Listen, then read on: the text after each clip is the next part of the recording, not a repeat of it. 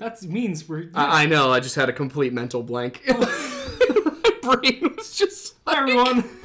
My brain was just like, do the intro. And my brain's also like... What's the intro? What's an intro? What's going on? Hey, everybody, welcome back to the Lore Lodge. As you can tell, it is... we're doing great. To be fair, that might be one of the smoothest intros we've ever had, despite... True, because there weren't any technical difficulties for once in our lives. I can't believe it. Hey, there we are. Okay. Oh, wow. That's, that looked great on my part. Wow, my hair looks so light in this lighting. Holy shit. Yeah. That's weird. Okay, so... Anyway. I need to get on ADHD medication. So do I. My little sister got diagnosed, yeah. and I don't know if she's actually on medication, but like I've been having some moments lately where I'm like, oh, maybe. The amount of things that are popping up in my For You page, and it's just like you know, signs of ADHD for those who didn't know they had ADHD, and I watch it and I'm like, oh, okay. TikTok knows you have mental illnesses before you know you have mental illnesses. And it's kind of scary. They knew I was depressed a year ago, and now they know I'm not. It's great. Can I learn this power? Yes. It's called being busy enough that you forget you have emotions. Right. Of course. All right. So, since we actually have a topic to get to, whoo boy. Hi, Draco Logan. Drive-by snow shoveling. Is that like just sticking a snow shovel out the window and like... I don't know. I don't know how that works necessarily. I mean, I guess... Or is that like a drive-by, you smack a Wendigo on the back of the head with a blue snow shovel? Ooh, I like that idea better. Yeah. I'm just imagining... I don't know why it was the Jurassic Park Jeeps that were doing that, but I just imagine people in Jurassic Park Jeeps rolling through the woods with snow shovels. Should I get the Jurassic Park wrap for my Jeep? The what? The Jurassic Park wrap. Oh, that'd be sweet. Yeah. Should get Lore Lodge wrap for it. Would actually be pretty cool. Wait. Like the black logo. That'd be sick. Put the Lore Lodge logo in the place where the Jurassic Park logo would be, and then have like a black and white camo. Yeah, exactly. That'd be cool. That'd Someone be cool. Someone draw that. Someone clip that. Yeah, clip that. All right. Wait, that's my job. So anyway, we actually do have a topic tonight. It is further missing 411 stuff. I like that the title for once is actually in the style that I actually do them. You're paying attention. Yes. I'm just really editing the style you put in a couple times ago. How's the description? What's the description say? Whatever you put in. Did you edit the description from last time? No. All right. Well, I mean, to be fair, that description actually still works. It still works. Go us. Accidentally doing things right. Okay, so today we're going to be talking not about, like last time we were talking about the missing 401 cases where the people disappeared completely. What? I'm just laughing at Venny said I left on ADHD meds and came back to Jurassic Park. And it's funny because you must have been gone for 30 seconds. Anyway. This is why I said I need the medication. Yeah, anyway. So we're going to be talking about the missing 401 cases that did not end in complete disappearances, but also did not end in explanations of any kind. At least not good ones. Either people who disappeared and came back and don't remember it, or disappeared and they found them, but not intact. Yes. Should we show them Archie quickly? We should show them Archie. Where's the boy? He's over here. He's right here. Come here, buddy. Come here, Archie. Come on. Oh, there you go. There he is. Yeah, good pup. So he the is people here. want to see you. Yes. All right, you gonna join the squad? Yes, a good boy. Okay, so the first one we're gonna talk about is Stephen Kubaki. This guy was 22 years old. He was a student at a small college in Michigan. And just before we get started here, I got to give a shout out to Mr. Ballin for compiling a lot of this information because it's made it much easier for me to research. Also, he came on the podcast early on when we were just getting started, and it gave us a huge boost. So, I'm still amazed that somebody of that high level of like content and just subscriber level was like, yeah, I'll do this with these guys who just started like 2 months ago. Yeah, it was, I mean, what an incredible guy. Like, just genuinely, like, one of the best content creators out there as a person and as in terms of quality. So, we just gotta give him a shout out. We're grateful. You good? Do you want to stay or go? He has no idea. Archie has zero thoughts in his head. as we know. So Stephen Kubaki, he goes skiing up near Lake Michigan in an area that's called the Lake Michigan Triangle because there's a slew of strange disappearances. It's kind of like the Bennington Triangle up in Vermont, which I think we should go to because that's not too bad of a drive. Yeah. Also, yeah, let's just go somewhere for a vacation that has a triangle in its name because that's got a good track record. It's not vacation; it's work. No, not us. I mean the guy who's skiing. Oh yeah, this guy. Oh yeah, for sure. But yeah, so he went for the weekend, and people noticed something was off when he didn't show up back at school. He was a senior in college. So at the end of the weekend, nobody had seen him, so it was kind of worrisome. But at the same time, like this is before cell phones. It's 1978. Oh well, yeah, we're way before that. Yeah, so what was weird was that week, snowmobilers found a pair of skis and poles by the lake, but no owner of said equipment. Okay. All right, you want to get down? Go on, good boy. But no, Steven. Yeah. So the other weird part about it was there was no break in the ice of the lake, so it wasn't like he could have fallen into the lake and then just not come out. It was very much like he just disappeared out of his skis. And there weren't evident tracks or anything. It had been snowing, so that's not a huge deal, but it just didn't really make sense. Yeah. So they launched a search for him. His family filed a missing persons report, but nothing could be found near the skis. And there were like several hundred people looking for him. Another weird thing, midway through the search, his backpack appeared next to the skis. Like, obviously, this had been searched. This was the first thing anybody noticed was these skis are here. Yeah. No backpack. Midway through the search, his backpack. With all of his personal effects, like, it was clearly his backpack. Well, if that ain't sketchy. So you gotta wonder, is that foul play? Did somebody somehow kidnap him and drag him off and not leave a trace? And then come back and put the backpack there? Like, that is serial killer behavior. Like, involving themselves into the case. Yeah. But the problem is it can't have been a serial killer. Why? Because Stephen wasn't dead. In fact, it was assumed he was dead for over a year, for 15 months. Yeah. Until he showed up at his parents' house and knocked on the door.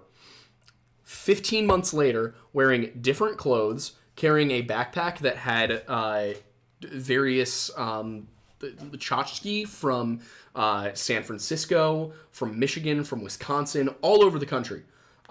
His dad was kind of like, huh? What's up? Yeah. Because this is... his family lived 700 miles from where he disappeared.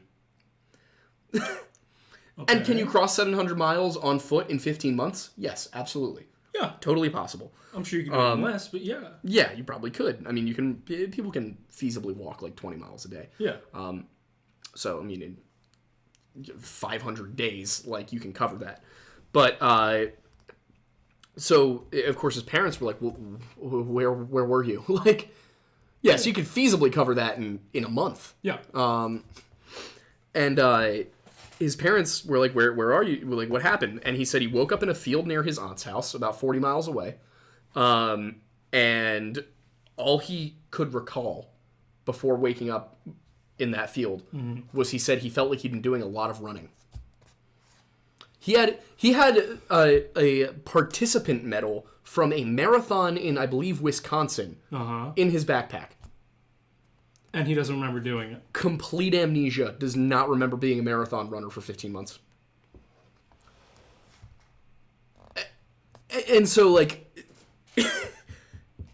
on the one hand, sure, it's possible that he decided to, like, run away from his life, but the signs weren't there. It didn't make sense. Nobody was like, yes, this makes... Yeah. It's not like he had just gotten out of a relationship. It's not like he had just graduated. He literally just up and disappeared and then came back. And the thing is that the skis... Yeah. The ski poles, like, what... And also, why was the bag then How'd the bag show up? At the same search... That's just weird, man. Because it makes... there's absolutely, like... all of these independent things... It's one of those things where, like... Each independent event here, you can come up with a rational explanation for. Yeah.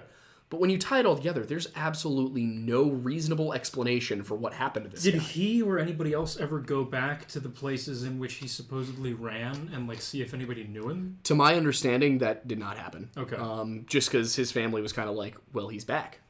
Like, yeah, that doesn't. I'm sure there was a lot of confusion and everything. Yeah. I mean, I didn't look into it to see if he's still alive, but he was 22 in 1978. It's entirely possible. Stephen Kubaki, he would be in his 70s. Is it V or F?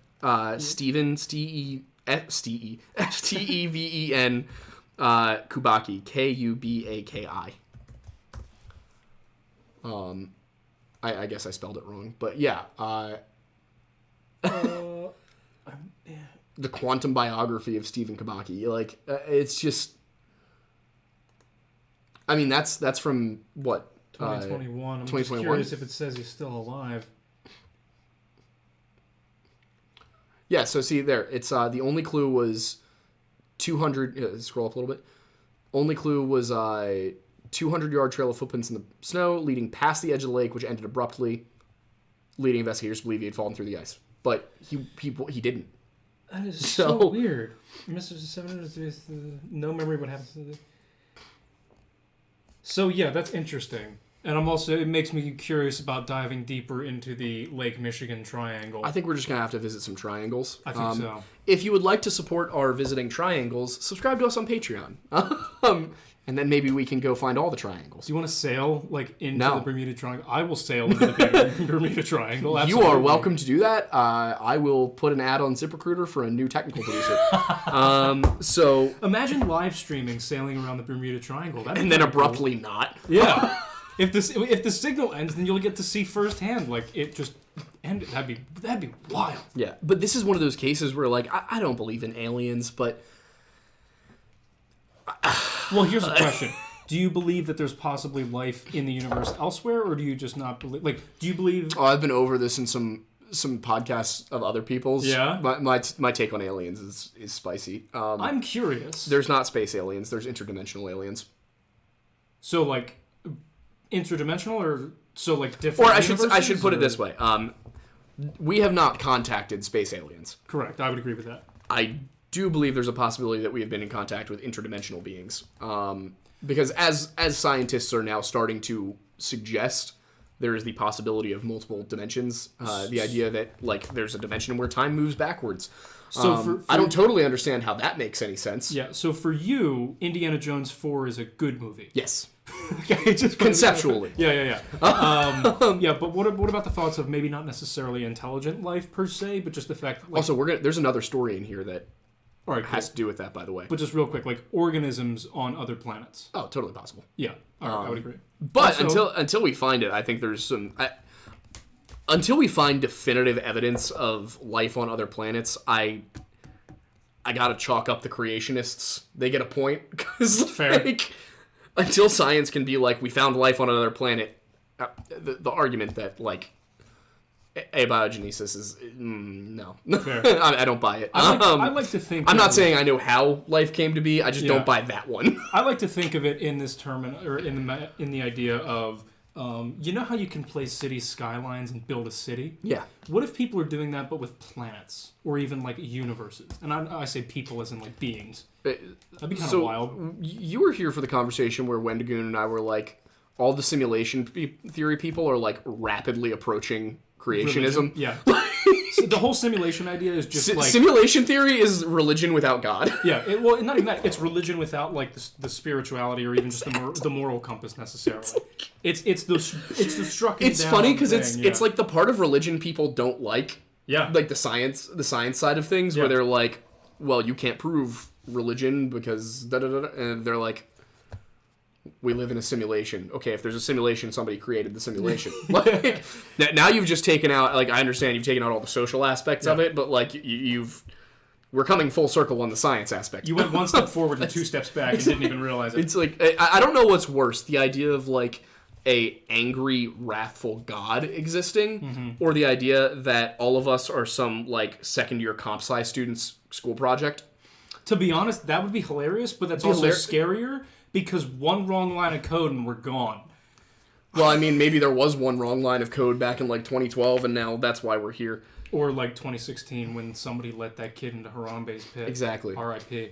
Anyway. Remember when we all thought the world was going to end in 2012, and now it's worse? Yeah. By the way, just a quick little note. Let me scroll up. It's not letting me scroll up. Well, maybe if you used a reasonably sized mouse. I like the tiny thing. It's cute. Captain Alien. What do you mean tiny? This is a completely average size. There's nothing wrong with this size.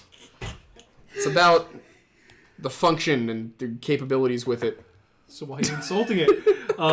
Captain Alien sent us $100 and said go to a triangle. So all right, we will be going to a triangle. We're going to a triangle. Also, I'll have to look over what the donation goals are for this month, but we're probably doing something else now too. Yep. Ooh, wait, I think that might be the TikTok leggings one. I thought we already hit. Oh. Let me see. Yeah. Hang on. So much for staying on topic, huh? Yeah. Well, this is good because I got to go back and like read over the profile and everything too. So, oh my God, where the hell is it? Becca said she loved his theology class on evil. Did I miss that? What was that? Hang on. Oh, here's my history of the Great TikTok War. Oh yeah, I can't wait to find out about that. Mandela effect is. Yes, $750, which I think we just hit, is you and TikTok leggings. If we make it another $250, I have to go to the mall and embarrass myself by asking if people know who I am. Captain Alien just sent another 100 and said triangle. Okay, triangle, and apparently you're doing the triangle in TikTok leggings. So. Okay, well, we'll have to go when it's a little bit warmer. Yeah. Because I don't know how well that's I don't think I go. really want to go to Vermont this time of year. No, or Michigan. Yeah, Yeah. Bermuda. Yeah, I'd throw the Bermuda TikTok would be leggings nice. on in Bermuda. Yeah, exactly. Maybe But not the whole time. let's quickly go over. Yeah, Can you yeah, pull let's- up the screen again so I can see what's going Yes. on in chat? Yeah. So just to go back over the missing 411 profile set out by David Paulides in his book series. He's a former police detective who researches all these cases. The commonalities between a lot of these cases, usually it's like 2/3 of them, are that the disappearance happens near water or near a boulder field. The area of the area where the person is found has previously been searched. Mm-hmm. There's usually clusters of these disappearances. The person is either disabled or has an illness. There's a major weather event like a snowstorm. The timing is conspicuous, as in like within 15 minutes of seeing another person, or in the case of like Chris Tompkins, within a couple minutes of seeing the other person. And then the point of separation is usually odd. That goes hand in hand with the timing. Unknown cause of death and missing clothing. So that's that's the commonalities here, and that's important because if we get into, is it the very next one? Yes, it is the very next one. Danny Philippidis, which was in 2018. He was 49 years old, and he and his firefighter buddies were skiing in Whiteface, New York. And so they were on the trail. They got to like the middle of the day, and his friends wanted to go get lunch, so they all left to go and get lunch at the lodge. Mm-hmm. But Danny was having a good time, so he wanted to stay on the slopes, and so he did. Mm-hmm. And then, so about a half an hour later, they're finishing up eating, and they still haven't seen Danny. He said he was going to do like 1 or 2 more runs and then come back in. Mm-hmm. But obviously, like 1 or 2 more runs, you got to sit on the ski lift and go back down and everything. But like an hour in, couple hours in, they still haven't seen him. They go back out and they go skiing again, figuring he's just still out there, and decided not to come in for food. Yeah. Gets to the end of the day where like it's starting to get dark, and he's still not back. Mm-hmm. So they go and they look for his car. His car's still in the lot. They go and check with hotel staff, and they let them into the hotel room that he was staying in, and all of his stuff is there. He's not. So they launch a search. There's no evidence of somebody going off the trail. Nobody can find him, and a week later, when they decide to close the search down, it's they basically say they think he just succumbed to the elements. It was deep snow. It snowed later that night, and basically they assumed he was dead. So it gets weird because a few days after he was declared presumed dead, his wife back up in Canada, because they were Canadian, they were visiting the United States. His passport was even still in the room. So, I mean, if you're Canadian without a passport, it's, 2018, if I remember correctly, in 2018, Real ID had been instated. I believe so. I think you needed either a U.S. driver's license with Real ID or a passport to travel even between U.S. states. Interesting. I'm not positive, but I think that's... I don't think you needed it for U.S. states, but definitely back in like up if in you weren't Canada. a U.S. citizen, you absolutely. Oh, if you weren't a U.S. citizen, yeah. If you were not a U.S. citizen, you needed to have because up until very recently, your driver's license was enough. Yeah. But now you need the Real ID with the federal permission on it. I still forget that. So, me too. I still have vertical ID. Same. Yeah. Yeah. I take people's ID at the bar when I'm working, and I'm like, looking at these people who have a horizontal ID that were born in 2000, and I'm like, man, I am behind the times. We need to get to. Mine's the also not Real ID. I think I got mine in like 2018. Same, literally same. I don't remember why. I think it was because I turned 21. Or I was... No, that wasn't it. What was it? Because if I had turned 21, then I would have been... I don't remember. Yeah. Oh, no, that's what it was. I had the old driver's license. Remember with the like yellow PA and the blue outline on it? Oh, yeah. I had that. So that's kind of like why I have the vertical one still is because I don't want to go to the DMV, partially because I don't want to drive to Fraser. And partially because I don't want to sit in a 30-minute line to have them take my picture. Also, I don't want this. I do not want frosted tips on my ID. Yeah, that's fully valid. Yeah, so I'll be going as soon as I cut these out. Yeah, fair. Which hopefully will be soon. Yeah. You guys did me dirty on this. I did not expect it to last 4 months. Well, to be fair, you didn't do frosted tips. You did frosted I said everything. I wanted frosted tips. They just did it wrong. They just did the whole thing. Yeah. Thanks, Mark. I love you. Mark's my hairdresser. He's a cool dude. He's a drummer. Yeah. So anyway, back to the story we were telling. Back to business. So Danny's wife back in Canada gets a phone call from a number she doesn't recognize. And even though it's kind of hard to hear and like the person sounds frantic, the person on the other line's Danny. And he's like, I don't know where I am. I don't know what's going on. I can't remember anything since the ski resort. So she's like pleading with him, like, hang up the phone and call the police. And so he does. And he's like trying to take your ID photo and drag. Becca? No. Good God. So anyway, Danny calls the cops and he's describing to the cops what he sees around him and whatnot. Yeah. Cops finally like locate him, show up. He's in Sacramento, California. It's 2,900 miles away. 3 days later, he did not have a car. He did not have any money. He did not have his wallet. He had a haircut and a brand new iPhone with no money. Also, he was still wearing his ski gear down to the goggles, which were on his head. Remind me where he started. Whiteface, New York.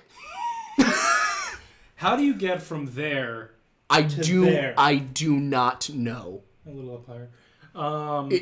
There's no explanation for it. Haircut with the goggles still on. Exactly. So that's the other thing is like nobody involved in this. Presumably the bus driver who took him from New York to California wasn't like, why is this man in ski gear? Yeah. And the person who cut his hair wasn't like, why is this man in ski gear? Yeah. Also, how drastic of a haircut was it is a curious question. Yeah, and like we said, there's no way he hopped on a plane, partially because he didn't have his passport, and partially because he didn't have any money. Like, unless the guy had his credit card number memorized. Yeah, where'd all the money go? It was all in his wallet back in his hotel room. So somebody's giving free haircuts somewhere between New York and Sacramento. If you're watching... Fix. Please. So yeah, and he had no recollection of how he got there. And to this day, it's completely unexplained. He doesn't know what happened. His friends don't know what happened. Nobody's come forward and been like, I was the bus driver. It was Miss Frizzle. That's all. That explains it all. So like, again, like, I mean, in this case, it's one of the other times that like alien abduction is like the only thing that sounds remotely plausible here. Yeah. And even that I don't like as an explanation. So, but yeah. So as far as though the first story we talked about, where the guy like just seems to have disappeared completely, and then we have another story where somebody just completely, ceases to exist. In terms of the interdimensional stuff, we get into a case of an anonymous young boy in the British Isles, probably it seems like from the story, it seems like Ireland. Okay. But this is from the UK Bureau of Ethnology, so this is an official report. Okay. From the late 1800s, 1898. There was a young boy playing in the creek by his home. He was building a little fish trap, and he reported that a nicely dressed stranger approached him and asked him what he was up to and everything, and invited him back to his cabin in the woods for a meal and everything. And he went back, and but listen, I know it. You got to remember it's 1898. Okay, that's a little So things were different. I hear the term cabin in the woods, and I immediately get concerned. Yeah, but so here's how this goes. He follows the stranger through the woods. He's not paying a ton of attention to his surroundings. He's just follows him up the hill. Yep, as most civilians would do. And he's a kid, Valid, yeah. So they get there, and he's at ease because he hears people talking. You're getting ahead of me, Tony.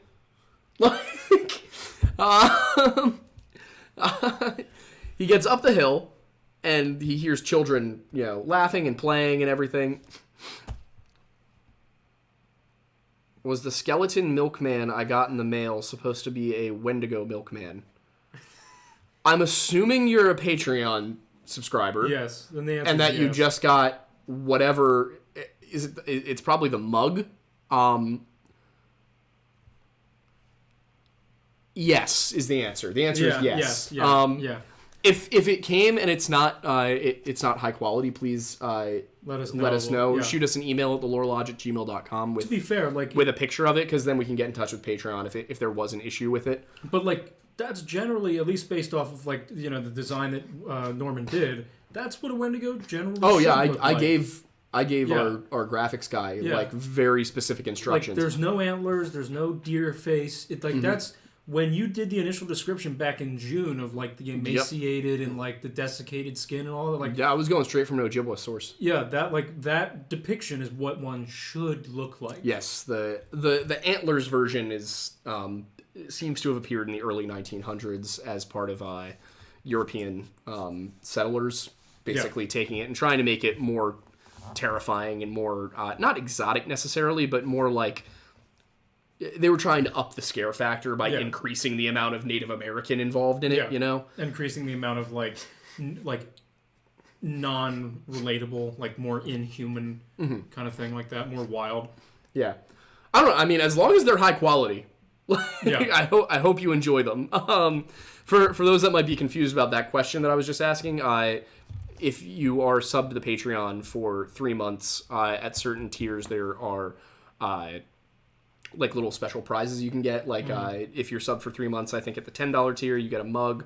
There's a poster at one of the tiers. There's a sweatshirt at one of them. Yep. And then the $100 tier we haven't mailed them out yet because I'm still waiting for it to show up. But the $100 people get a signed one of these, which is a canvas print with the logo on it, and it will be our signatures here and here. So. Yep.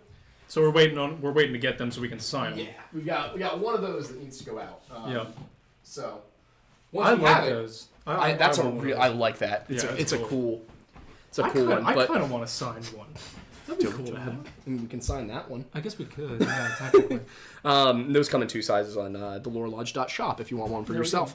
Anything on the Patreon that you don't have to be in the Patreon to get it. Yep. But you have to buy it on the shop to get it. Yes. So.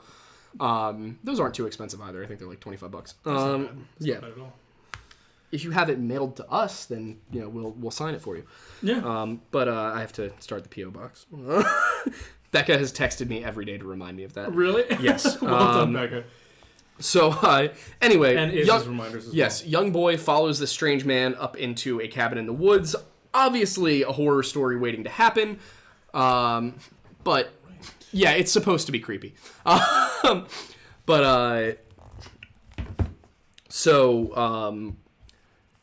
thing he reported is that he saw a family friend up there, and that that put him at ease.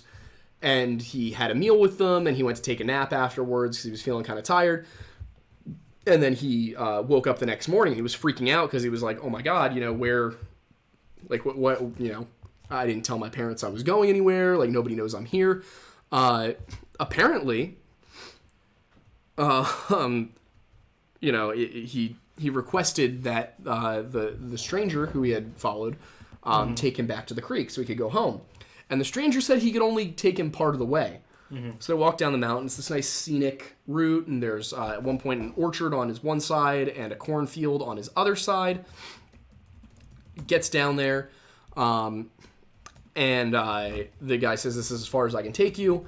Heads back up the hill, gives him directions on how to get home. Kid turns around, starts walking, and then kind of like a few seconds later is like, "Wait a second, you know, where am I?" Turns around and looks back. He's just in the middle of the woods. Yeah. No orchard, no cornfield. Interesting. A few minutes later, he encounters a search party who's out looking for him, including the family friend he had seen there, who says that he absolutely was not there with him. And the reason I picked out Ireland for this is because that is pretty much point for point the description of if one were to encounter one of the Tuatha Dé Danann, who are the pre-Christian Irish deities who inspired a lot of legends of things like elves. The idea of the fair folk or the fae come from the Tuatha Dé Danann. And I mean, to me, that sounds exactly like somebody slipping into the other world. You know, because the idea behind the Tuatha is that, Tua means people and Day means... Tuatha Dé Danann essentially means people of the gods, the divine people. Yeah. The idea behind these people is that after the Milesians came, and if you go and watch our Book of Invasions video on this channel, that we talk about that. But when the Milesians came, and this is the Gaels, they defeated the Tuatha, and the Tuatha retreated underground. They partitioned Ireland so that the Milesians got the land above ground, and the Tuatha got the land below the ground, the other world, the second world. And there's a misconception that this is kind of a dualist idea, and that's probably a Christian misunderstanding when they wrote the stories down, was that they were like, all right, well, there's this world, and then there's the opposite world. Probably wasn't like that. The Irish version of it is more like there's this world, and then if you go through the Sea, the fairy mounds, you will be deposited into these little pocket dimensions where each of the Tua actually has their residence, and there's supposed to be a different Tuatha Dé Danann figure for each of the Tuas in Ireland. Each of the little like fiefdoms and princedoms from the early medieval period. Yeah. And essentially, it sounds to me like this kid slipped into one. And that would explain it. You know, a good-looking, well-dressed stranger who brings you up to have food at his idyllic mountain cabin. Yeah. And then when you're taken down, you simply, like, it wasn't there. And listen, I'm not saying that this, like, child from the 1800s was absolutely telling the truth. I'm just saying, if his story is true... Yeah. This is an explanation. That seems to be an explanation for me. It sounds a lot like the idea of slipping into the other world, slipping into one of these pocket dimensions, because these are always described as being the dwelling of like one specific one of these things and being a limited space. It's not like take the Earth and make it inverted or something like that. It's not like a hollow Earth theory. Yeah. It's very much like you're passing out of time, because the Celts also had the idea that time existed not on a line, not on a linear construct, but rather it was a spiral. You could step in and out of it and just be like vibing. Yeah. The Voyage of Bran is one of these stories where people... Because also there's the idea that like to get into the other world, you've got to pass through like a set of like creepy rocks or go through a cave. Yeah. That's not the truth. You can get to the other world in a number of ways. One of them just seems to be having one of the Fae invite you. But one of the other common ones is if you sail west across the Western Sea, you can get to the other world. Yeah. Which, to me, I have to ask the question.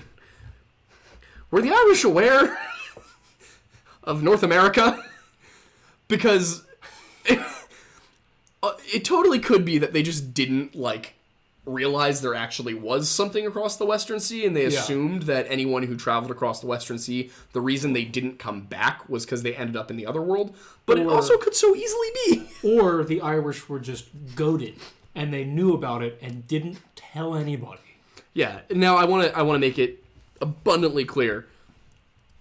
As far as I know, there is zero archaeological evidence that the Irish made it anywhere past Iceland. Yeah.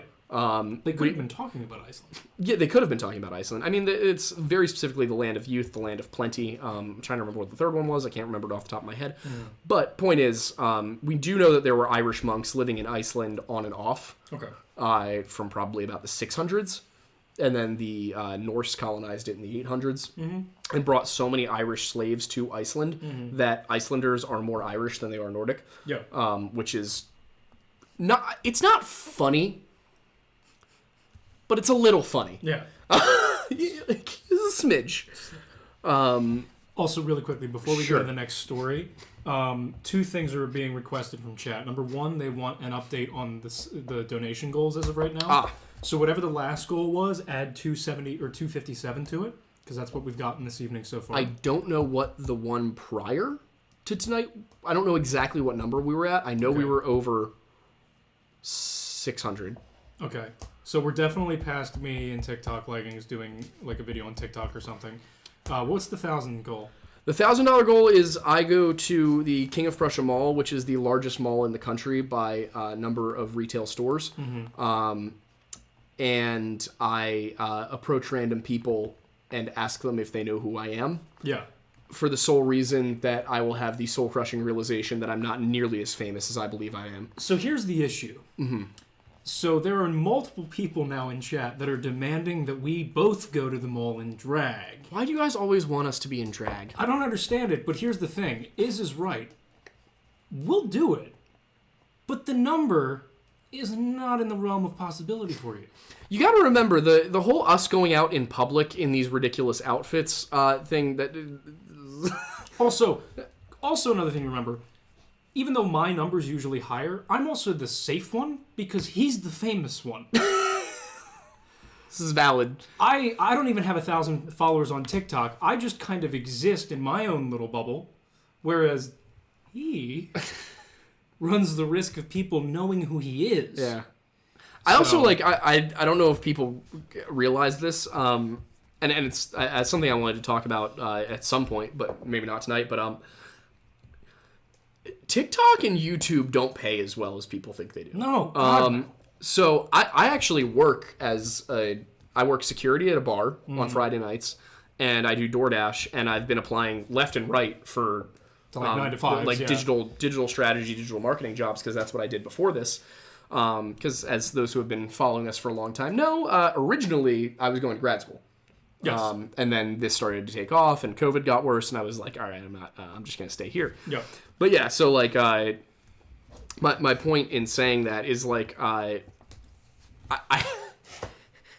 have my online persona that people see, but also when I do things, I have to deal with the consequences in real life.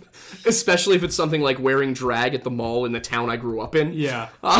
Like, the issue is not the fact that like it may be funny on the internet when we post the video. The issue is like running into somebody from high school and having to explain, yeah, it's an internet thing. I keep running into people from high school in Phoenixville. Yeah. And they're like, all of them are like, absolutely what the hell happened? When I was at my high school reunion, people... Like, that was the first question I got from people. It wasn't, how are you? How's your life been? Like, it was like, why are you TikTok famous? Yeah. It's like, of all people, how exactly. You do it was like, why was it me? And, you know?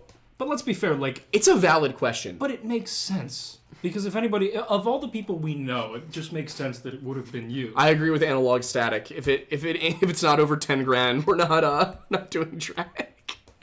Yeah, I mean, in my head, 10 grand was the all right, thing. but let's get back to the topic at hand here. Yes. Also, really quickly, is that mall bigger than the Mall of America? By number of stores, yes. By square footage, no. It is the third largest by square foot. It is the largest by number of stores. Yes. And it got bigger when we were in college. They added a whole new section. Yeah, it was ridiculous. Crazy, yeah. So anyway, the other thing about the boy who went missing, another interesting thing. He reported, or not he reported, his family reported that for the 3 days he was missing,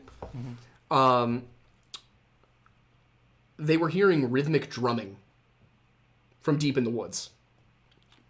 Now, all of this does fit very well with the Tua De Danann thing, which is why I said it's Ireland, I think. Who keeps bringing up the Mandela effect?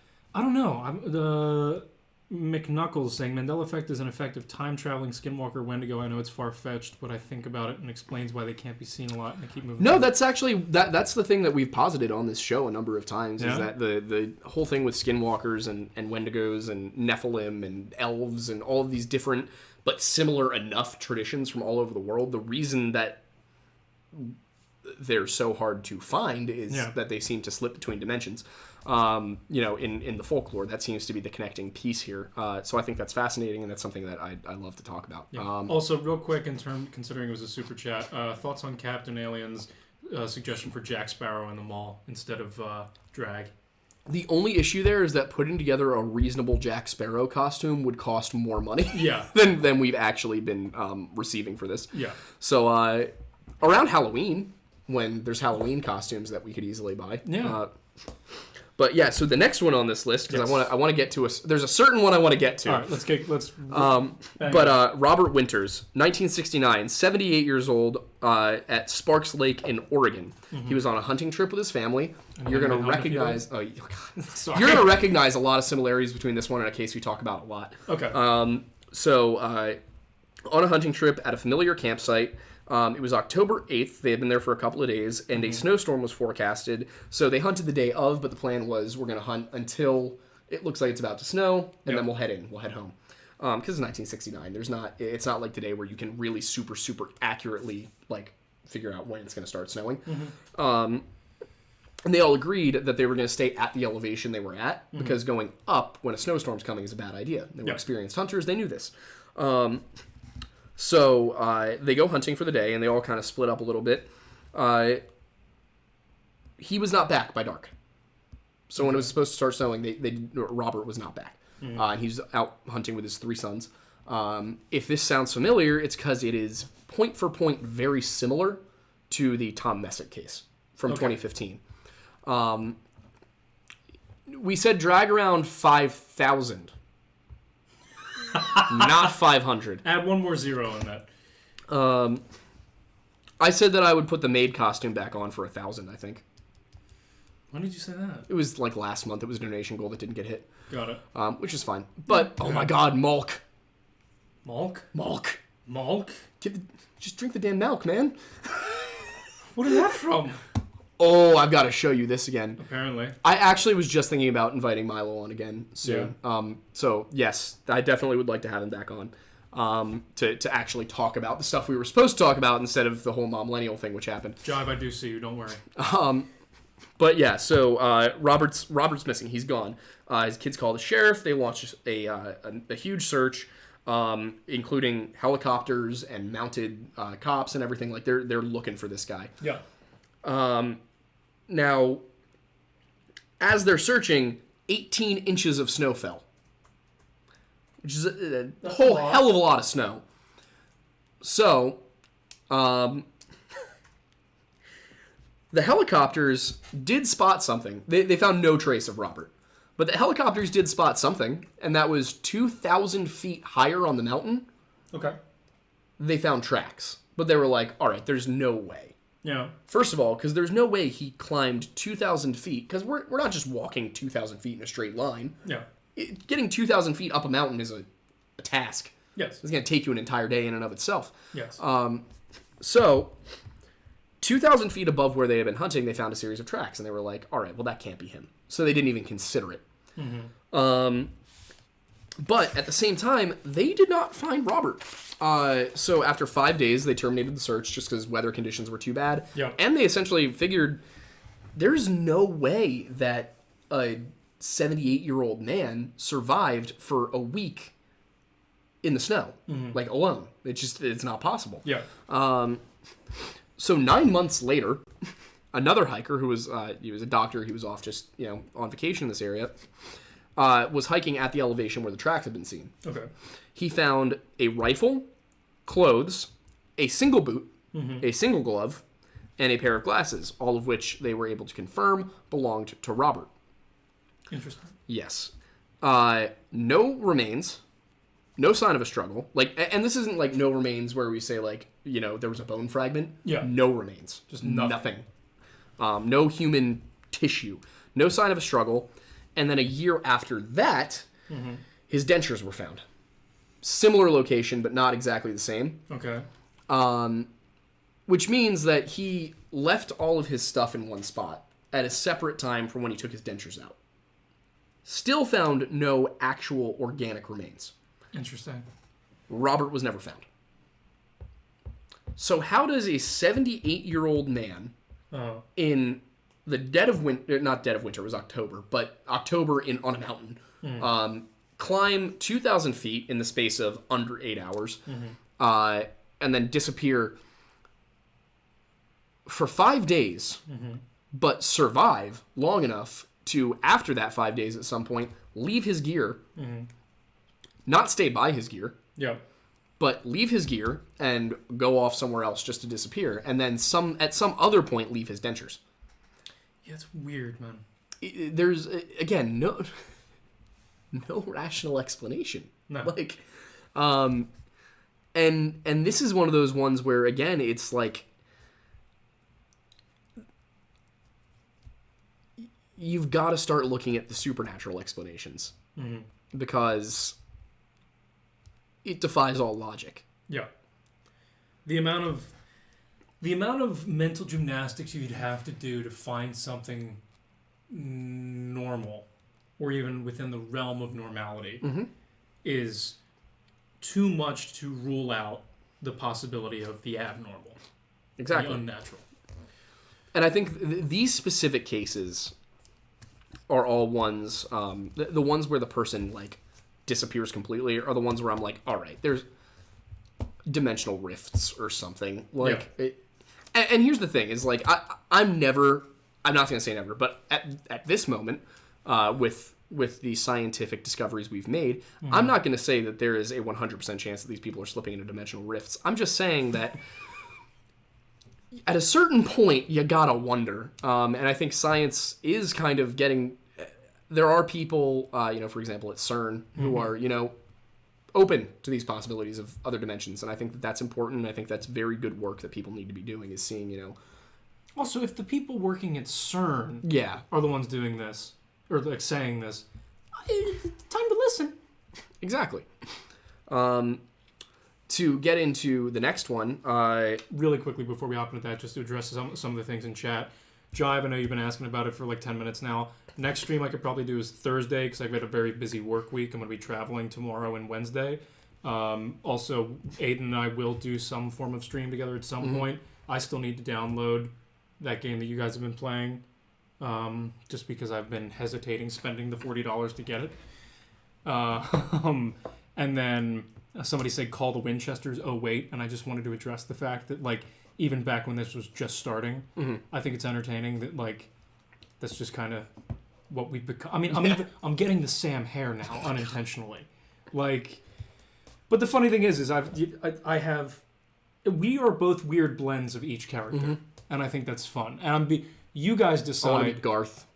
Yeah. Wait. R.I.P. I get Garth. Bobby. Do you really? I get Bobby. I can see Bobby. Yeah, I get a young Bobby. You guys tell us what character you think from Supernatural. It is funny too, because it's just that really is if we had not watched that show in high school, this would not be something who would be really cool to get on. What? Eric Kripke. Oh my god. Could you imagine? That'd be insane. Oh, we gotta see if we can pull that one off. Yeah, that'd be fantastic. Oh my god. Or any of them, honestly, but I'd want to talk to the guy who created it. I would obviously love to, talk to Jensen Ackles or Jared Padalecki or Misha Collins, but oh my god. Getting to talk to pick the brain of the guy who created that show. Oh, I would love it. But anyway, I got to get back to the really content. Right before you answer that content, somebody asked a question about what is CERN, and I feel like that's important to... I actually don't know what CERN stands for. Let's look it up. It's where they have the Large Hadron Collider. Yeah. CERN is the European Organization for Nuclear Research. known Oh, as right, CERN. because it's in French. That's why. The CERN acronym is from the French name for it, I think. Yeah. Because it's in Switzerland. Yeah, the LHC is also the acronym for the Large Hadron Collider, Yes. which is essentially, to describe it, it's a big hula hoop in the ground, and inside of the hula hoop, they accelerate particles to near the speed of light. And just slam them into each other. Yes, just to like understand. I think they achieved. Just to see what happens. Yeah, just see what happens to understand like more about physics. I think they achieved fusion. Yeah. Which We've been doing fusion a long time. I know, but just the fact that like Listen, the amount of stuff the U.S. government's been doing that we are supposed to not know about. I have a guy in my life. I have a guy. Yeah. Who worked for JPL, NASA's Jet Propulsion Laboratories. Yes. Literally one of the guys who designed the rockets. So he had top secret security clearance. In the 60s, we had satellites. Sorry, 70s. We had satellites that could read a newspaper in Russia.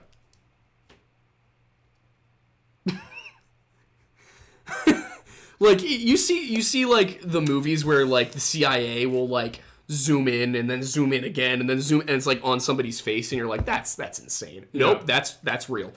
They can do that. They do that. Also, we had nuclear fusion bombs in the 60s. Yeah. Just to keep in mind, most nuclear reactions, the power of the reactor. Sorry, this is my little. I guess it's fission. This is my little. Well, no, that's fission. Fusion is what happens inside of the sun. Mm-hmm. It requires so much more energy to do fusion, and the fact that we have achieved that is astounding. Also, back in the 90s, they were trying to find a way to do cold fusion, which was like the savior of energy. Like, it's also, awesome. real quick, the important thing about CERN achieving fusion is that they did it without causing a massive explosion. Yes. Yeah, that's why it's incredible. Nuclear bomb, great.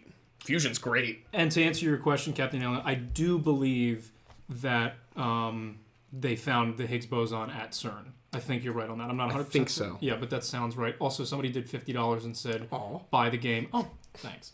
Also, Jive is like spamming the chat asking how much for the Winchester tattoo. Like the anti-possession star, I think. Well, honestly, whatever it would cost. Yeah, he'd be willing to do a tattoo much sooner than I would be. Yeah, I mean, I have one. Yeah. But no, I can talk to the guy over at Grace. Yeah. That's where I got this. So I can talk to him. But we got to get back to this. Yes, all right, because I let's have go to the next two to one. get through before we end the show. Okay. So, Corey Fay, 17 years old, 1991, Beaverton, Oregon. Mm-hmm. He was elk hunting with his friends outside of town, and Corey himself very into survival classes, like, you know, learning how to survive in the wilderness. You know, not like a super avid hunter, but did it enough. Mm-hmm. More interested in the wilderness survival aspect than the hunting aspect. Yeah. But they're out elk hunting, and they all split up a little bit to cover more ground. Mm-hmm. They agreed to meet back at the truck at the end of the day, when it started to get dark. Corey never shows. They launched another search effort, hundreds of volunteers, 2 helicopters, mounted cops, searched miles around the area, found nothing. And the reason I bring this one up, and the reason I was so dead set on talking about it, instead of the one that I just skipped, which is also weird, but we can talk about it next week. Yeah.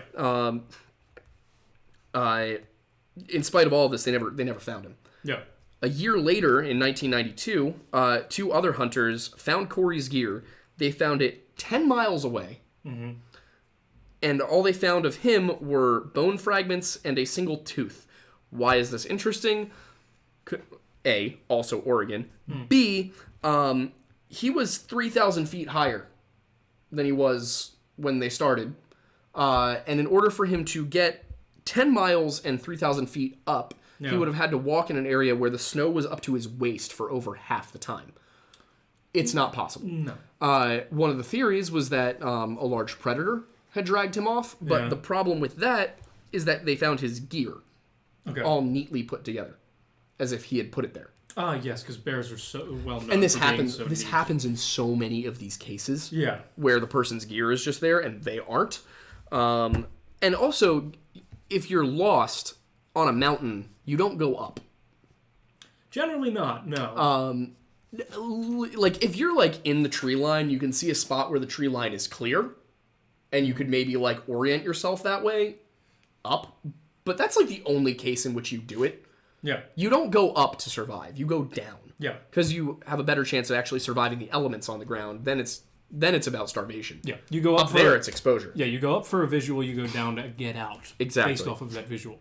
So, this is another one where, like, he was never found. All they found was a couple of his bone fragments, which is absolutely mind-blowing. Yeah. To think about that. And the other thing is, like, yeah, they split up, but, like, there was no reason for him to go missing at the elevation they were at. Yeah. So, if they had been up high, it would have been one thing. But they weren't. They were 3,000 feet lower on the mountain. Okay. So, it doesn't make... It doesn't make any sense for any of this when you consider that, like, where he went missing, there was no danger. And even if there was danger, a mountain lion, a bear, wolves, they're not going to drag him 3,000 feet up. And even if he wanted to run away 3,000 feet up, he couldn't. Like, that just can't happen, you know? And I wanted to bring that one up so I could get into the last one we talked about, which is Mark Hanson, 1975. He was 21 years old, and it was on the Appalachian Trail. Yep. Wendigoon, if you're watching, I said it right. According to you.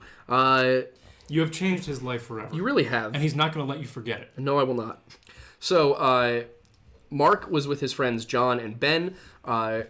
They decided they wanted to challenge themselves by going on a rather hefty part of the Appalachian Trail. Appalachian Trail. I'd give up. When I was in state college in the Appalachians, it was Appalachia. I feel like it really is just about, like, whether it's a regional thing. It's whether you grew above or below the Mason-Dixon line. Also, Yeah. Jive sent a really good question for, like, super chat question time. Yes, we will get to that. We will get to that once we're done with this story. Which will be very soon. Yes. Mark, John, and Ben had to hike 16 miles. It was pouring rain, and it also was forecast to snow that night. Awesome. So, but they were like, yeah, challenge, because they were 21-year-old men. And 21-year-old men are dumb as shit. Yes. Can confirm. As someone who was rather recently one of them. Yes. So, learning. John, the smartest of the group, went, this sucks, and walked back down to the car. And he said he would wait for them. He was going to go home. He was going to come pick them up at the end of the weekend. Yes. Ben and Mark, on the other hand, were like, all right, listen, it's only 16 miles. We know there's a shelter along the way. Like, we're going to be fine. We're going to make it. About halfway into the hike, Mark was not handling it very well. He was very tired. He was very cold, struggling to complete the hike. Ben's kind of cheering him on, being like, you can do this. You can make it. You got this. Yeah. And they made it another hour and a half into the hike, and Mark gives out. He can't keep going. Which, if you ever hiked for that long, it's... Oh my god. Yeah, it's tough. It's grueling. Like, you think... You don't realize when you think about, like, 16 miles, I could do that. On a flat surface, yeah. But 16 miles in a day with 50 pounds on your back, it's rough. There's a reason that, like, people drop out of Ranger and Bugs training and Green Beret stuff. Props to military people who go through that and get through it, because, like, even hikes I've done with 50 pounds on my back that, like, it pretty steep, that were maybe a mile. It's like, I was with By people, the end of it, you're I was with people who, like, were avid hikers, and, like, halfway through, you're like... But yeah, it's tough. So exactly, yeah, it's a rough one.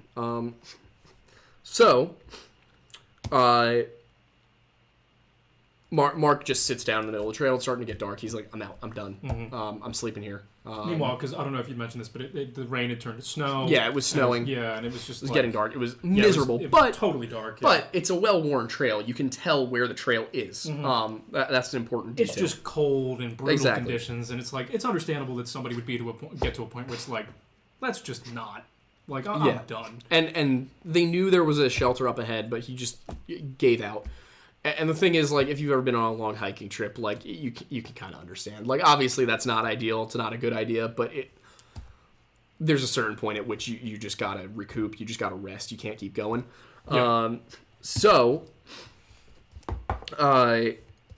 Ben's like, all right, I'm gonna go look ahead a little bit, see if it's close. He didn't see the shelter, so he comes back down. Mark's already kind of like turned in for the night, like in his sleeping bag and everything. And Ben's like, all right, whatever. Yeah. Sets up his stuff on the trail, goes to bed. Middle of the night, Mark wakes up, or not wakes up. Mark has a nightmare where Ben has a nightmare where he hears Mark screaming for help and like screaming to save him. He wakes up and he looks over and he sees Mark's pack and everything, and he's like, okay, it's just a nightmare. It's no big deal. So he wakes up in the morning and he looks over to see Mark. Mark's pack's there. Yeah. Mark's not. So yeah. Well, I'll tell it later, but this Okay. just reminded me that I had a very similar story to this, actually. Really? Yeah, I'll tell it when we're finished this. I'm curious. We should ask Becca about her experience on the Appalachian Trail. Yeah. Because she did hike that. it, yeah. I'm curious if she encountered anything Becca, weird. how much of it did you hike? Because I remember you were pretty you're excited still about here. hiking a lot of it. I'm sure she is. But yeah, I remember that. Man, that was a long time ago. Yeah. That was after senior year. Oh boy. Anyway, let's finish this story. Yeah. So Ben immediately is like, "Oh no!" Starts running up the trail to see if he can find anything. Turns out the shelter they were looking for was like 200 meters ahead of them. Yeah. All they had to do was keep going a little bit. close. It's always how it is, you know. Yeah. The meme of like the guy mining for diamonds. It's yeah. that. Yeah. So Ben gets up there and he, tells everybody, he's like, can somebody call the authorities? They launch a search. And again, young people, that's a pretty significant search effort. Usually they're like, all right, there's a good chance they're going to survive. Yeah. It's going to be all right. So they looked all over for him. The search took, I think it was 9 days. Yeah. So finally, after 9 days, they did find Mark. Mark was... Sorry, I forgot one detail here. While they were searching, they found a cave that looked like it had been inhabited by a large predator recently. There were animal bones littered around and everything, and all that.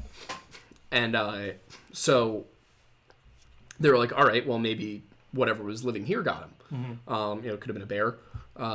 But the Appalachian Trail is mostly black bears. Yeah. So not grizzlies. That's like you got to get further out west for that. Grizzlies are...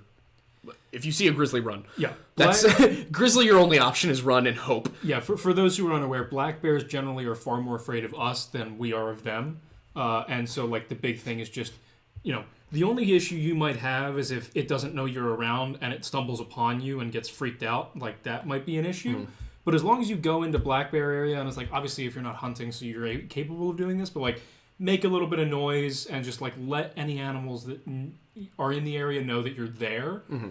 You should be fine. I mean, if you're at camp and you see a black bear, the advice is to like take pots and pans and bang them together. Like you want to make sounds and annoy them and scare them off. A good example is I was up at my buddy's land up in northeastern PA a year or two ago. I think it might have been a year ago, and we were sitting by a fire, and I heard a groan, and I was like, and then I heard it again, and it was like to my back left, and I was really quiet, and I said to him, I was like, I think I hear whatever.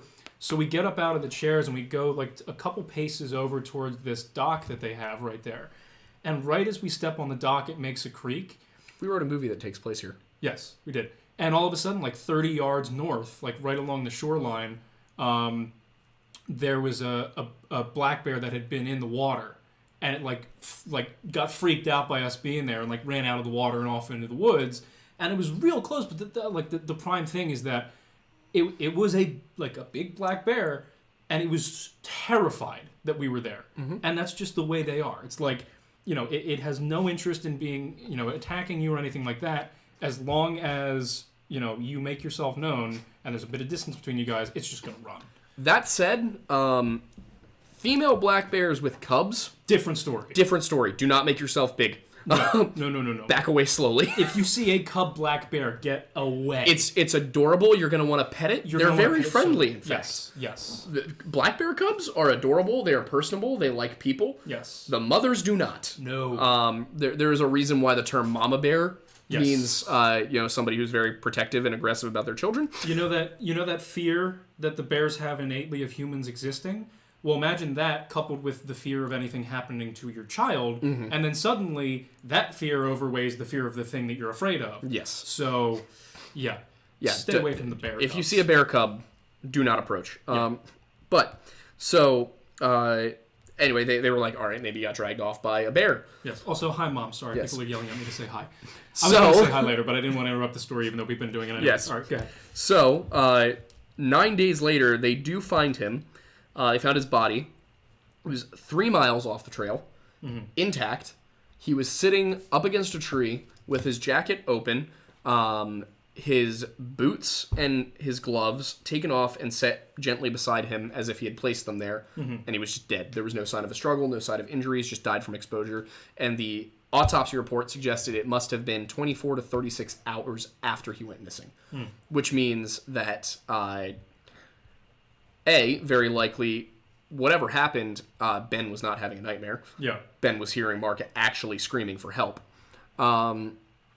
So, imagine that weighing on your conscience. Yeah. Obviously not Ben's fault. Like, in hindsight, like, poor guy, I feel bad for him. But, but it begs the question, what scared a grown man so much in the middle of the night that despite having been completely exhausted just a couple hours prior and in feet of snow, he was able to bolt 3 miles off the Appalachian Trail into the wilderness? And I don't know if you've ever seen, like, the Appalachian. It's off the trail is not, like, easy navigation. Yeah.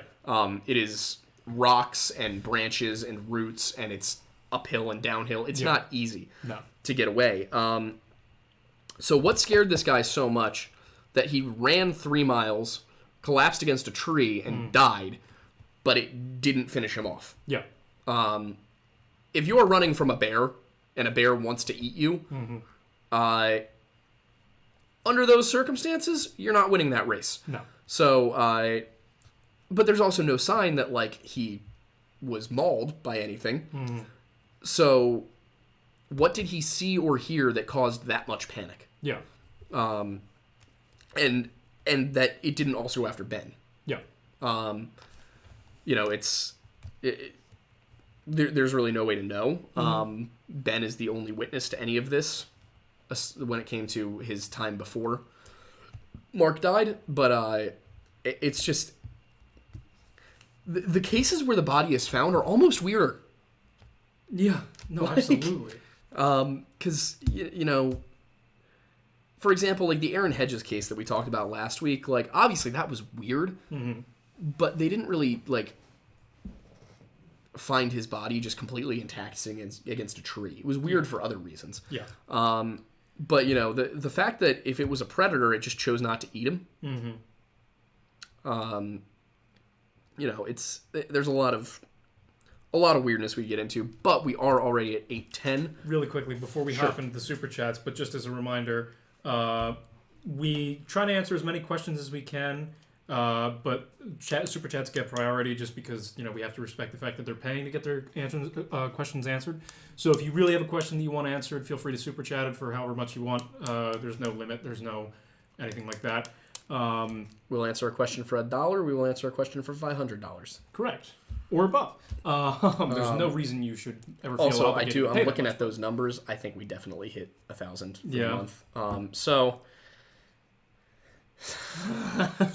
we gotta find it out when we're going to the mall. There's going to be a video of me at the mall just going up to people. Completely embarrassing myself. I'm gonna have to record. We can make that the same time that we do the Make Windows See Great Again hat. So I have to get that hat. Yeah, I'm definitely gonna have to record that on a phone because I guarantee if I bring in like a normal camera in, somebody's gonna stop us. So, but really quickly, that story that I was telling you about that's very similar to that. So at the same friend's land in northeastern PA, man, Rex is just.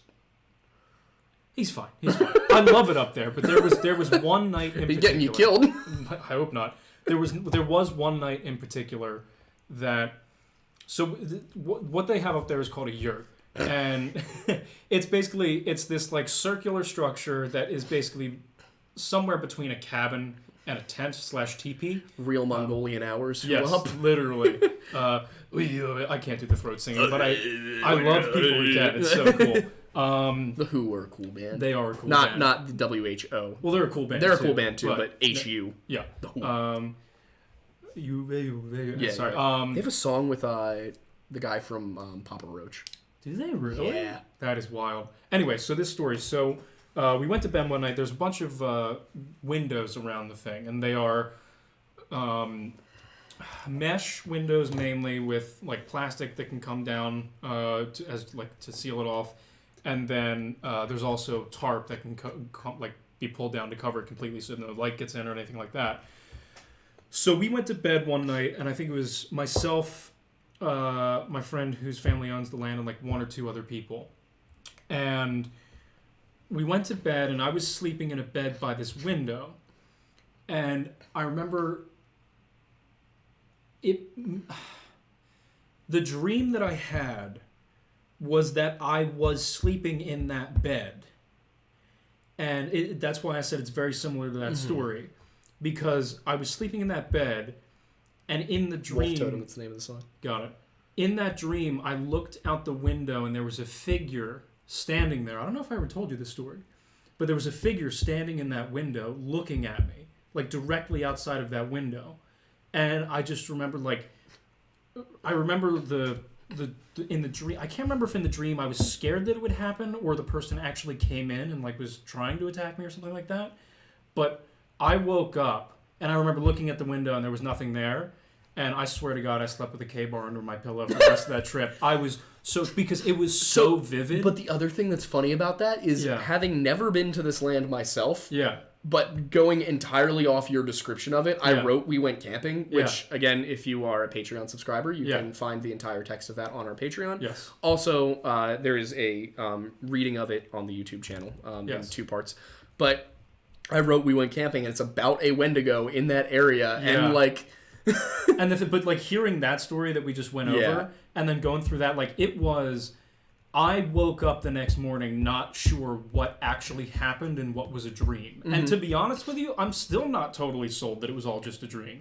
Because that's a trip we should make. We could. It'd be so easy. But just the amount of... bring the boys. Boys trip. Boys trip. Though. the amount of fear I woke up with is something that I've almost never experienced before in my life. If you're cold, they're cold. Let them in. Don't love chat. Don't kill the Wendigos, just cuddle them. Do not do that. Was for the joke. Don't do not cuddle the Wendigo. But here's the thing: we actually have to give that disclaimer. Yeah, because literally within the first 3 days, I was making TikTok videos. Yeah, somebody their username on TikTok is Fox in the Laurel Tree or Fox in the Laurels, something like that. Yeah, said they were gonna suplex the Wendigo, and I was like, can't believe I have to say this. But, no, you cannot suplex the Wendigo. Please do not suplex the Wendigo. That's so funny. But yeah, we should probably go to Super Chats, though. Yes, we shall. The first Super Chat that we got, in terms of a question, I really like, and I really am curious about your answer, and I just really want to answer it, is from Jai for $5 saying, if you could ask each one of the supernatural main characters a question, what would you ask each one? And if you could get one on the stream, who would it be and why? I imagine they mean the actors who played them. I assume you're meaning the actor. If you mean the actors, I don't have as many questions for the actors as I have for the characters. Well, then let's assume the questions are for the characters. And for the characters. I have many questions. Yeah. Questions for the characters, and then actor on the show. Who would it be and why?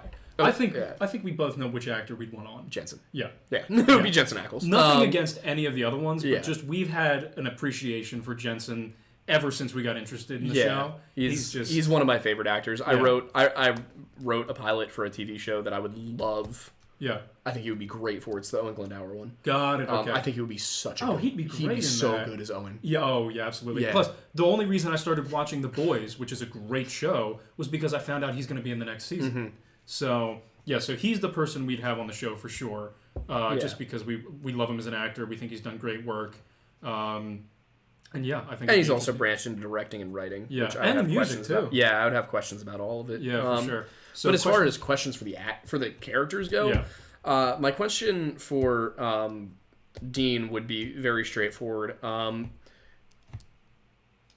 you hit things like that? Like, can you teach me Your the ways. moves? Sam, it would be, what websites are you using? Where are you finding this information? Yeah. That would be pre-season 7. Yeah. Yeah. Like, please, can I have a bibliography here? Like, Yeah, can you right. tell me what you're looking at? And then I guess if we're going with the main characters, Cass. I have questions about the Nephilim. Just everything. I want to know what happened there. Yeah. And, are we talking angel? Because in Supernatural, angels need a human vessel. In the Bible, they don't. Yeah. So I want to know, like, did the Watchers come down and be like, we have human form? Yeah. Or did they come down and be like, be not afraid, I am a spinning wheel of golden eyes, and then impregnated somebody? Like, yeah, that'd be a lot. could you imagine, like, you're at the bar, and, you're hitting on a girl, and some flaming wheel of golden eyes comes and just steals your girl? I mean, at that point, I'd probably be like... At a certain point, you just Yeah. got to be impressed. Yeah. But, I don't know, what about you? My question for Dean would probably be, how much do you spend on gas? Oh, God, that's a good question. Because that, for those who don't know, or for those who are into cars who don't know, so in the show canon, the Impala has a 327 engine in it. In reality, it has a 502 big block. That's why it sounds so nice. But, like, my car's not even a 427. I think my car's like a 396 or like a 3 something like that. And I have to use premium. And thankfully I only drive a couple times a week, but I'm getting a full tank of gas every week. They do Because you got a car that gets like 4 miles to the gallon. Exactly, but think about it. That's with like a 3 something. They've got a 502 in that thing. On cross-country road trips, like, how much are you paying? So it'd be that, and also it'd be, are you okay? No, you're not. Shut up. Tell me what's wrong. Because Dean has more emotional baggage than that entirety lost in all of America's airports. Sam, I would probably ask, what's your hair care routine? Because I need it. And then with Cass, it would probably be, I don't know. Have you looked further in? Have you inquired further about the pizza man? That'd probably be my question. That's such a niche comment. Oh yeah, because I don't even think everyone who watched the show is gonna get that. Probably not, which is what I'm hoping for. But to be honest with you, I don't think I'd be able to ask Cass anything, because most of the things I'd want to ask an angel, he'd probably be like, I don't know. I'm confused. So he's just a puppy dog in a trench coat. We all know that. He does say he doesn't know what's going on a lot in that show. Yeah, and he's always... And often it's in circumstances where he should. Yeah, and he's always getting, he's always finding out some evil plot that he's like, how could you have done this? This is not what we do. And it's just like... Where were you? I found a liquor store. Yeah. And I drank it. Yeah. It's just some of the lines in that show. Yeah. All right, we have more super chats to yes. get to. Next is from GI for $2 saying, what's your thoughts on the back rooms? Please explain. I don't know what that means. I mean, it's certainly an interesting concept. Very much in line with the whole idea of like interdimensional spaces. It's the internet version of the other world. And slipping into another dimension. Obviously it has its origins as fiction, and that's something to take note of. But it's not an unprecedented concept, and I think that it's just the modern version of that whole idea of being involved in like multidimensional spaces. But then there's, of course, if we do live in a simulation, then it would make sense that you might be able to glitch out into the back rooms, considering you can do that in video games, and if we were in a simulation, it would probably be a video game. Yeah. Also, real quick, a lot of people apparently are getting the Pizza Man reference, which makes me Good. happy. And by the way, if you think when we do a road trip, we're not going to do a Supernatural-style video cut, considering I have a black muscle car, and we are essentially the real-life Winchesters. Oh, yeah, we get to take your car. Yeah. Because we're not taking my car. Yeah. Mainly because the check engine light is still on. That's fair. Also, I have decently low mileage, and I don't drive it very much in the week, so it makes sense. But yeah, we will be doing that. I have ideas for that video as well. That's scary. Yeah. Good things. Good funny things. Funny supernatural references that, like... Do we get to stay in cheap motels? That's the plan. Oh, hell yeah. We're literally going to be, like, unintentionally... It's not We're going to go to, like, Michigan. Yeah. But here's the thing. It's like people might call it LARPing, but the fact of the matter is it's not. We just have an audience. If we're actually going to, like, do... haunted places. Yeah, it's not LARPing. Yeah, it's just real. Yeah. I just happened to... But I guess I got the car after we started doing this, but it wasn't with that intention. No, but you've had the intention to buy one of those style of cars since you were, like, 16. Even younger. I found... I introduced him to this show, and sometimes I regret it. Well, wait, even before that, like, in middle school, I just was recently cleaning out, like, a box of old stuff of mine, and from, like, middle school, I found a drawing of a Camaro that I made, and I was like, wow, I've really been wanting this thing for a while, haven't I? Let's keep taking questions. Let's get going. Captain Alien for $5 says, Milkman cosplay at the mall, ? I mean, there's no reason I couldn't do that. That would just be a fun... Because it'd be very niche. We'll just do that a different time. But yeah, I can do that. Yeah. Then could the mutants in the forest be Wendigos that have been taken and experimented on by the government? From Lone Assassin for $5. Thank you. I understand how you would get there, but we actually have the lore in the forest. They are not Wendigos. They are simply the victims of genetic experimentation. Now, would they qualify as being in danger of becoming Wendigos? Yeah, I mean, they share a ton of traits with Wendigos. I mean, the important distinction here is that you've got to respect, what the Native American definition for a Wendigo is, and they wouldn't fit that definition. But in terms of the actual, like, identity and backstory, they do fit the Wendigo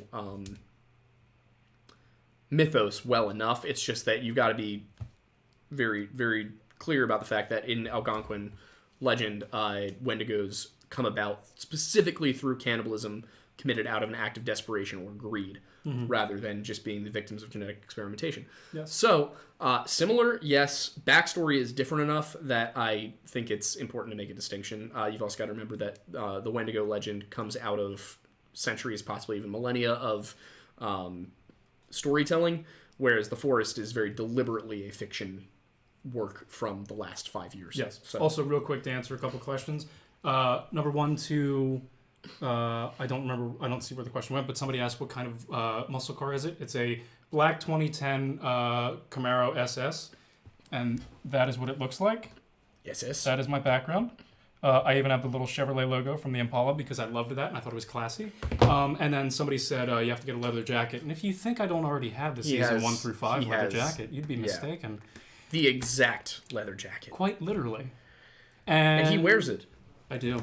I have an obsession with jackets, and that existed even before I knew Supernatural. That's also not a lie. He was showing me like several different Romanian military jackets earlier, and I was like, "You look like a Soviet commissar." So cool, though. There's one with like a belt thing. I already got it. It was like $40. I'm in. All right. Anyway, yes. So, hypothetically, could I kill a Wendigo with World War II incendiary rounds out of a shotgun? For $5 from Rubber Duck Gaming. Thank you. I would say yes. Considering fire seems to be the answer for them. Do you think incendiary is enough like fire, though? Yeah. Yeah? Oh, yeah. It's because you got to remember, they have very thin, papery skin. Yeah. So they're going to catch on fire if you shoot them with incendiary rounds. That's fair. Because incendiary rounds are white phosphorus. Oh, are they not white phosphorus. They're they're magnesium. Magnesium would make I think more they're sense. magnesium. Yeah. Because white phosphorus was outlawed. Although I don't think it was outlawed for... Yeah, it's outlawed for militaries. Got it. Because it sticks to you. Oh, right. It sticks to you and keeps burning. Right. Forgot about that. So white phosphorus against a Wendigo? Great idea. Good luck finding it. We also don't condone finding it, but 10ME10 for $5 says, I'm here to ask about... If you want to make the, the spicy special soup... No, careful. I know where you're going. The instructions are on the internet. They are on the internet. I'm not going to tell you how. Just, don't mix things that come with packages and things that you put in your car. Yeah, exactly. Also, don't use bleach to clean a urinal. Yeah, don't do that. Unless you want to... Never mind, I'm not making that joke. Anyway, 10 for $5 says, I'm here to ask about fun radiation facts. Also, though, will you guys go to camping in those woods from the short story? I mean, after the story you just told me, I don't know. We should. I mean, honestly, I've been there many times. I'm bringing the rifle. Fair enough. Well, there's and the handgun. There's rifles there. I'm bringing mine. Fine. Mine has a holographic sight and a flashlight on it. Fair enough. And then radiation facts. I'll come back to you. It's bad for you. Don't put things that glow on your skin. The U.S. government conducted experiments throughout the 1940s where they gave people plutonium in oatmeal and then saw what would happen. The government did a lot of stuff This only like that. recently was settled. Yeah. In court, and the families received millions of dollars. The amount of things... anytime the people are like, "Oh, the government wouldn't, experiment on the American people," I'm like, Oh, they have. They have. They are, and they probably will again in the future. The amount of things that have been declassified from the last century that just make you go, "Whoa!" is amazing. If something is offered to you for free by the government, especially if it's a medical treatment. Does not matter how desperate you are. Please don't do it. Yeah, it's you better get a second opinion. Is all I'm gonna say. Is talk to your doctor.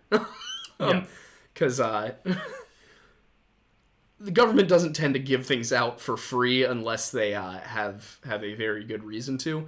So be skeptical if you're offered any sort of medical enhancement or free stuff by the U.S. government. Oh, I have a radiation fact. The Fukushima nuclear disaster that happened as a result of the 2011 tsunami, even though it's in the same classification as Chernobyl, it was actually 10 times less radiation, or 10 times less radiation released than Chernobyl. It was actually really well contained in relation to everything. But surprisingly enough, the reason why it was such a problem to begin with was because, similar to Chernobyl, there were a lot of safety things that went overlooked by higher management because they didn't feel like investing the money. The issues that caused the meltdowns were things that had already been expected several years prior, and the people working at the plant were urging, hey, this is a flood risk that can happen. We should upgrade the safety protocols to avoid something like that. And believe it or not, To be clear, they said that in Japanese. Yes. But the things they were recommending would have prevented the meltdown in 2011 as a result from the tsunami. So, yet again, the only reason for major nuclear meltdown was because of lack of desire to protect things that had already been known to be issues and lack of awareness to the people working there. Yes. So, yeah, the only reason that nuclear has ever been a problem is because humans suck. Moving on. It's always human error. It really is. Draco Logan 24 for £5. We have a European friend.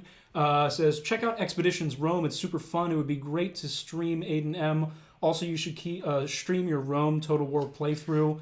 Keep up the good stuff. I've been thinking about streaming the Rome Total War playthrough, but I just got the Divided Imperium mod, and I'm going to be honest, I'm getting my ass handed to me. Yeah. By the AI.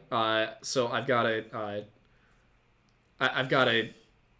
work out the kinks first. I'm currently playing as Massalia, trying to get used to the mod. But once I'm used to the mod, I think I'll do some streaming of it, because I love Rome Total War. Yeah. Especially because I can talk about the history. And then there's also another mod, Medieval Kingdoms 1212 AD, which is like my bread and butter. So yes. I'll probably be streaming that too. But right now we're doing GTFO on Tuesday nights, although I think we might have to not do tomorrow nights for reasons. Yeah, I'm definitely not going to be able to do tomorrow night, just because it's going to be such a long day for me. Yeah, I don't know how we'll handle it, but we tried playing with a bot to fill in the fourth spot last time, and it just didn't work. I'll be good to go on like Thursday. Yeah, I can do that. All right, what's the next? Captain Alien for $5 says, from what I've read, angels and demons appear as something that won't break your mind. Yeah, it really depends on the context. Because, for example, usually when they appear to people on Earth, not going to break your mind, but still kind of spoopy. But in, like, the revelation of, John, I mean, he describes them pretty vividly as, like, some pretty terrifying stuff. But also, you've got to wonder, the angel appears to the shepherds in in the Gospels, and he is like, "Be not afraid." So you got to assume there's a reason that he was saying, "Be not afraid," because if he was just some dude, they're not going to be afraid. Yeah. But if he's a spinning wheel of eyes, or like a creature with 6 wings all flapping different directions, makes sense why you need to like come in with the caveat to start. Be like, hang on, I know this is a lot, but just like bear with me. Just imagine you're like just vibing with your friends and Liberace shows up. Like you're gonna have questions. Also, really quickly, this isn't a super chat, but it interested me. The Traveling Bard said, I heard the initial painful part of a gunshot wound was the heat from the bullet. If that's true, would regular bullets be good for a deterrent for the Wendigo? No. And, yeah, my understanding is that the major pain from a bullet is usually the amount of... I think it's... It's the shockwave from the bullet. That's what I was going to say. But it's like, it's specifically the shockwave goes into your body, and because most of your body is liquid, it just kind of... What is that? What is the proper terminology for that? Is it like the fluid? I don't know. All I know is that it causes a cavity to open up and then rapidly compress. Yeah. And so the shock causes your skin, your muscle, and your organs to basically fly away from the bullet wound and then rapidly compress. Yeah. And so it's that whoosh motion that really hurts you. And that's the whole stopping power thing, is it's not necessarily the size of the bullet, it's the weight, velocity. Yeah, it's the weight plus the velocity. So like the reason why the FN 5.7 round, or the 5.7 round specifically, is just as powerful as like a 45 is because even though it's a lot smaller and lighter, it's going way faster. So the shockwave it generates when it enters your body is just as it's actually bigger than most calibers. Shockwave when I enter your body. Sorry, it was right there. But that's also why rifle rounds are so much deadlier, because they're traveling way faster than handgun rounds. And you've got that backwards. What do you mean? Rifle. So a 5.56 round. Hollow point. Well, hollow points are deadly for a totally different reason. Yeah, but that also that's because it takes all the kinetic energy from the round. Yeah, and because the round flares open. Yeah, all that energy hits you and stops. Well, that's my point. Whereas with a 5.56 round, they're designed to hit you, tumble, disperse the kinetic energy, and then usually fly out. Yeah. Because the idea behind the 5.56 NATO round was that it would take 3 people out of the fight with one shot. Because if you shoot one person, then one person's got to drag them to safety and one person's got to cover. Yeah. So you've eliminated 3 people from the fight. If you're just killing people, like you would with an an AR-10 or an AK-47, the larger rounds that'll just like drop you. Yeah. That, if somebody gets shot with one of those, their comrade's going to be like, well, that sucks, but anyway. Oh, no. Anyway. I feel like I just got shot with 5.56. I don't know what's going on here. But yes, so Abby Bouchard says, theories on cryptids in the Nahanni Valley. You should watch our podcast from a couple weeks ago. Yeah, literally 2 weeks ago we talked about it. Yeah, we talked about that at length, like the entire show. My theory there was that it's... an offshoot tribe that went missing a long time ago and not evolved but adapted to live in cave systems and all that, much like the Descent movies. Sorry, didn't realize. Where can you watch Supernatural? Netflix. Yeah, last we checked, it's on Netflix. Is that the next one? Yeah. No, it's not. Is it? No, it was a non-super chat. No, I'm just trying to figure out. Okay. Yeah, it just like jumped. Jive. Yeah, if you guys do go do vids on the road, that would be amazing. But you better not forget, Driver picks the music, Shotgun shuts his K-Cole. Yeah, the nice thing is that we both like. We have like the same music taste. Yeah. I mean, there's some variation. You're really into John Mayer. Yeah, that started in March. I'm really into Swedish power metal. Yeah, it's like most of it's here. There's a little bit on either side, but generally we'll be okay. I usually like some heavier stuff. He usually likes some softer stuff. Yeah, I'm like the... Yeah, I like that like soulful bluesy kind of stuff. Whereas he's like, I want to bang my head and forget about life. Yes. 10ME10 for $5 says from. If you could make your own cryptid, what would it be? Oh yeah, if you can make your own cryptid, what would it be? Theirs would be from TL Lank. Oh, I guess you're super chatting for someone else. That's very kind. Theirs would be a minotaur-like creature that helps kids lost in the woods. Well, that's sweet. Sometimes I forget that cryptids can be nice. Yeah. I'm trying to think what mine would be. I'd have to think about that. Yeah. Because I've designed some weird stuff for the book I'm writing. So it'd probably be something like that. Yeah, I'll have to think about that one. That's a good question. Definitely, I like the whole, like, things that live in the caves. Yeah. I like those ideas. I'd want to do something nice just to offset, if I could genuinely create it, just to offset all the... I'm going to create one that is a powerlifting 5'10" blonde girl, and all she does is reject Aiden.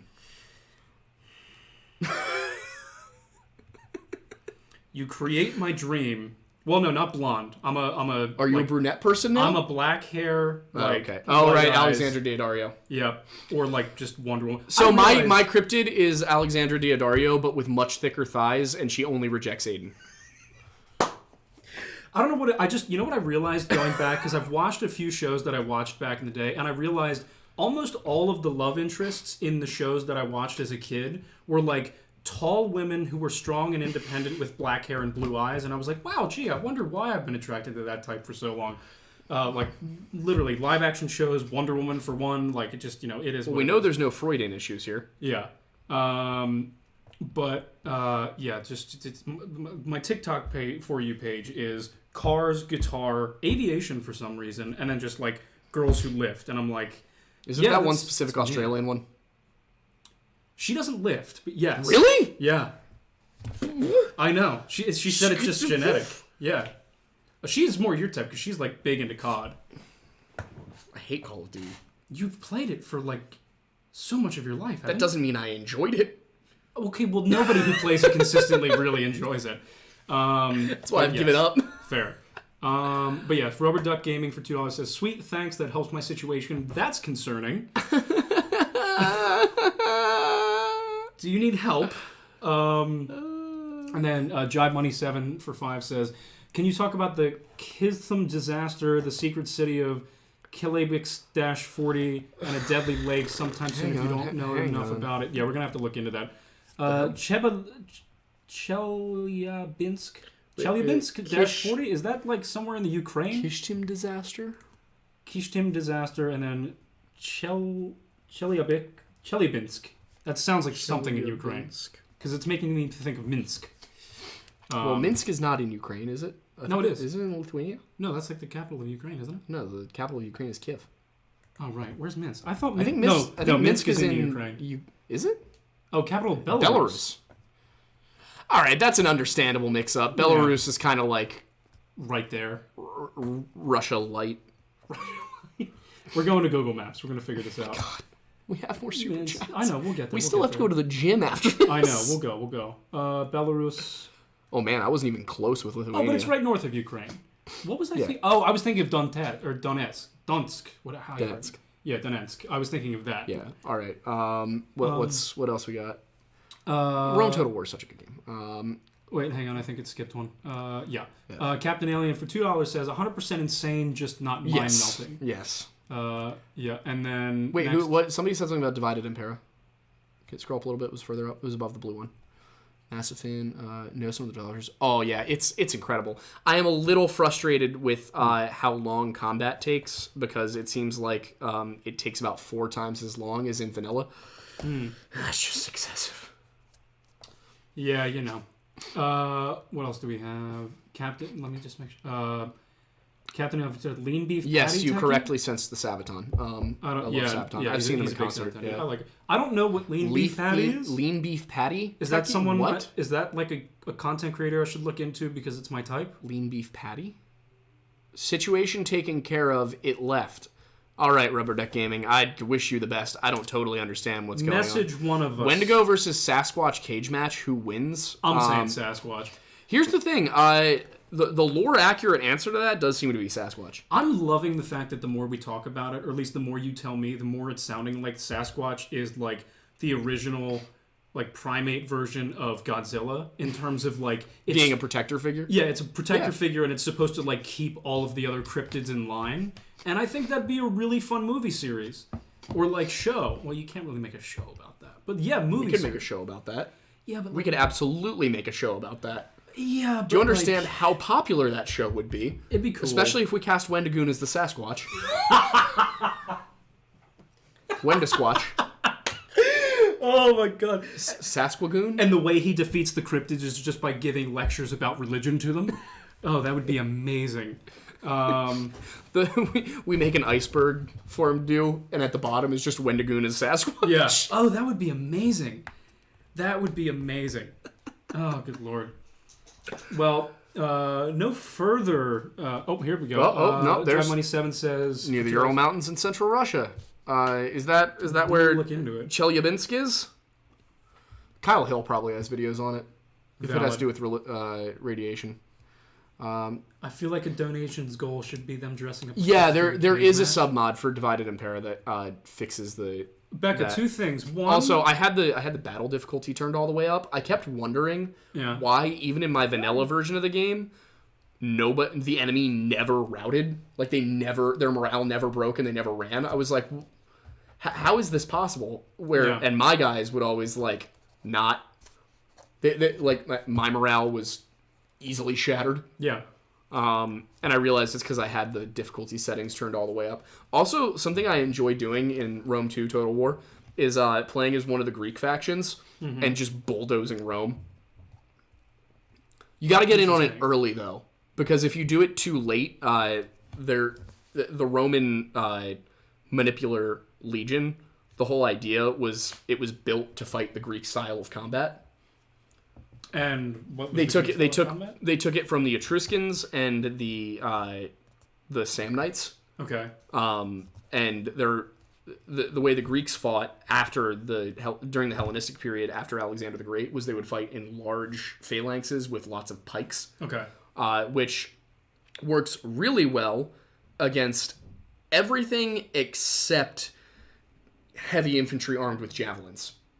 So what the Romans would do was they would literally run up with their shields, throw their javelins into the pike formation, and then while the pikemen were still like trying to dodge javelins or dying, they would charge in with their gladiuses and form up really close ranks and try and deflect the spears while they closed in. And then as the first rank, which would always be, at least up until the Marian reforms, as the first rank was depleted or their morale kind of dipped, they would withdraw. And then those were always the younger, like the 16 to 25-year-old soldiers. And then the ones who were a little bit older, a little bit more experienced, would have usually heavier armor, just because they had more time in service and they were a little bit wealthier. Yeah. They would close in, do the exact same thing. Yeah. So if you're in the front rank of this phalanx, this pike phalanx, you're literally having a bunch of young men with light armor throw javelins at you, charge in, and just whack at you until somebody breaks. And then as they're starting to get tired, you're starting to get tired. They withdraw. You're not able to do that. Yeah.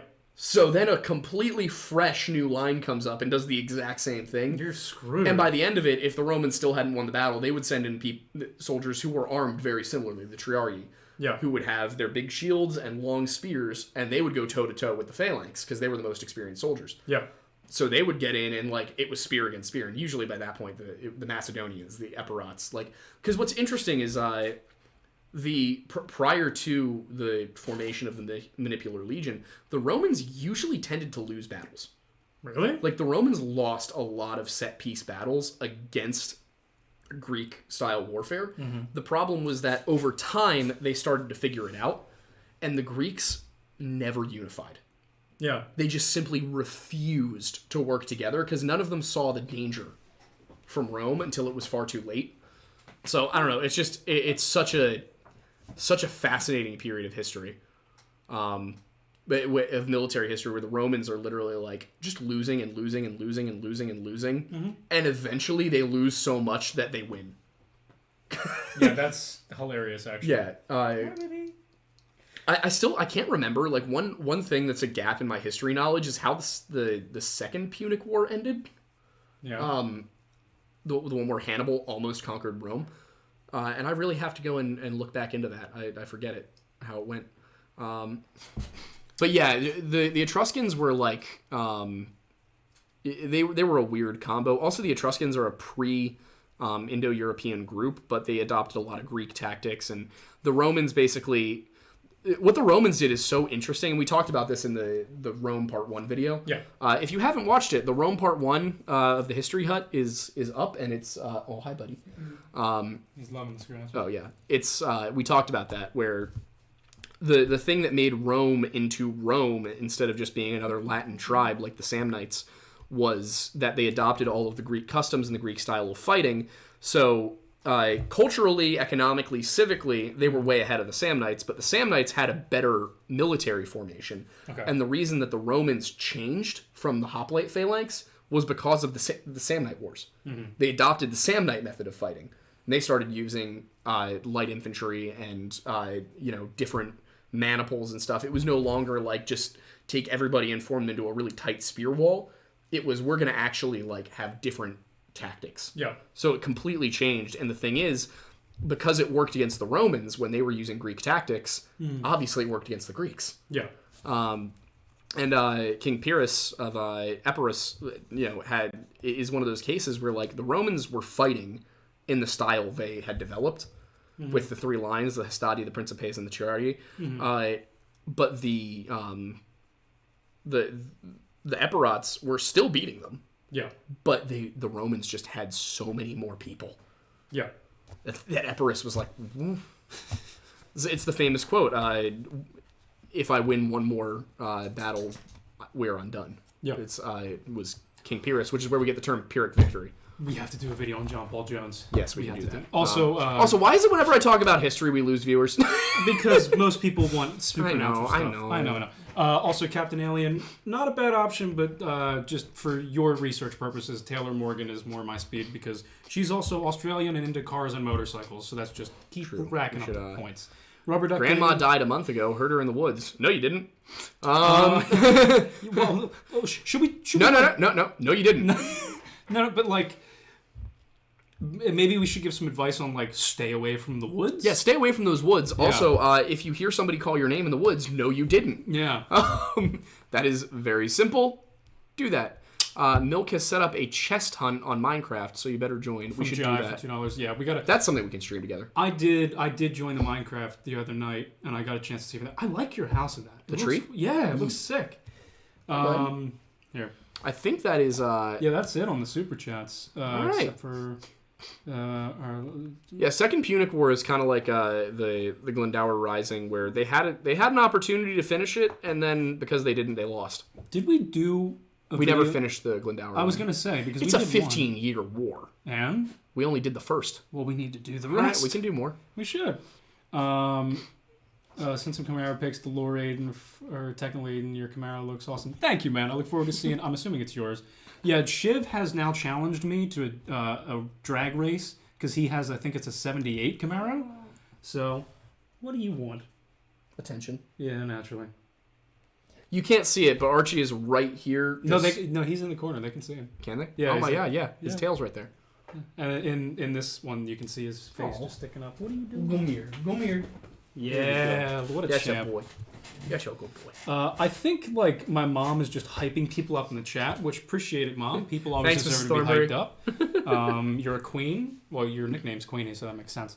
I would be interested in the John Paul Jones video. Family legend is that we are related to him. We need to speak. Why don't you just do that one? I could. You can sit in the chair.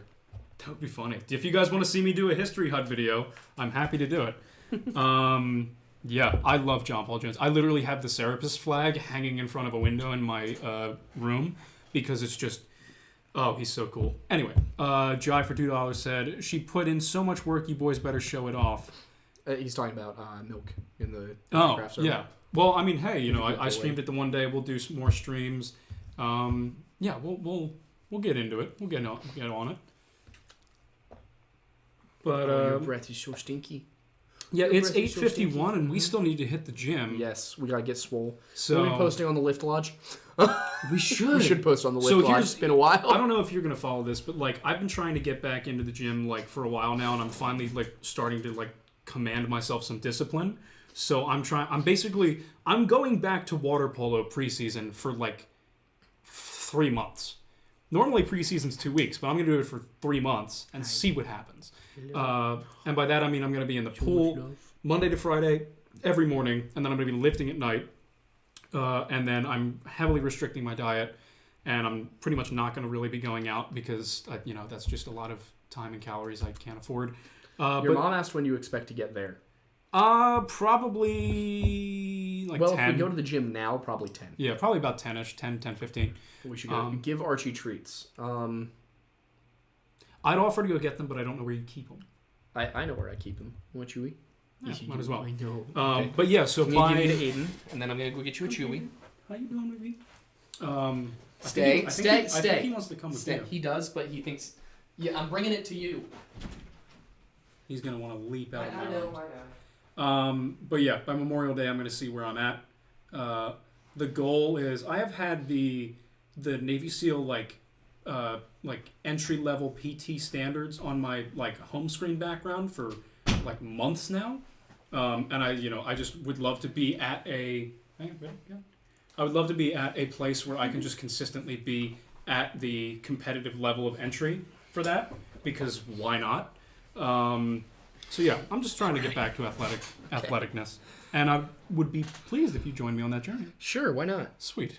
So the Lore Lodge is going to be partially the Lift Lodge until at least Memorial Day. Well, no, we have that Snapchat story somewhere. We should make TikToks for it though as well. Yeah, true. How do you post a Snapchat story link? I don't know if you can. You can. I know you can. I'll figure it out. But we should get going. Yes. All right. Thank you everyone for tuning in. Yes, thank you very much. We'll have a new video for everybody on Saturday. Yes. Yeah. And then of course next Tuesday, and also the show again on Monday. So you guys did hit the full donation goals. So for the month. Yeah, well done. One week to go. Let me read off to you guys what you're getting from us, so that you actually, can. I'm still upset you guys never got anticipate the calendar, because that would have been fun to do. Yeah. Oh, we still need to do the Wendigo cocktail. We do. I have all of these like. Do you want to do that not this weekend but next weekend? Yeah, that makes sense, because neither of us can be here this weekend. Yeah, exactly. Okay, so your birthday's Wednesday. Happy early birthday. Okay, yeah. So as of last week, we were up to 704. So we definitely hit it tonight. So and tonight I didn't even fully keep track. They hit it because they hit at least 250. Okay, yeah. So, all right. So yeah, you got the full suite. So you guys get. I forget what Wendigo drag meant. That mean we were dressing as a Wendigo in drag? Couldn't have. Or did that mean we were having Norman design a Wendigo in drag? I believe that's what it was. Was it that? Because I don't think any of us would have. I don't think either of us would have dressed up for only 250. So I think we're doing the Wendigo Milkman, but he's doing the like drag, whatever that would entail. Yeah, I can't totally remember. That's probably it. Yeah. For 500 we're gonna do our best to get into Penhurst Asylum and do a actual like ghost hunt. For 750, you guys get Aiden in TikTok leggings, and for 1,000, I am going to the mall and asking people if they want autographs, probably. Which honestly is probably going to be really funny. Yeah. Because I guarantee some people are going to say yes just because they like. Yeah, exactly. They're like, wait, is this person actually famous? Yeah. Can you have Wendigoon in drag? That is entirely up to him. Yeah, that's not something that we. He was paying for. He paid for us to. Yeah. Be in Penhurst, I think. Yeah, or something like that. It was that or the Wendigo drag? I think it might. I think we're supposed. One of us is supposed to dress up, and I think it's me. And be you. Oh, I know what it was. It was PJ's in Wendigo drag. That's what it was. Yeah, it was. All right, fuck. It'd be funny. Damn it! If you know, it'd be funniest if you were doing that while bouncing. Oh God. Oh no. I also don't know how that's gonna work. Me neither. We'll figure it out. Yeah, we'll figure something out.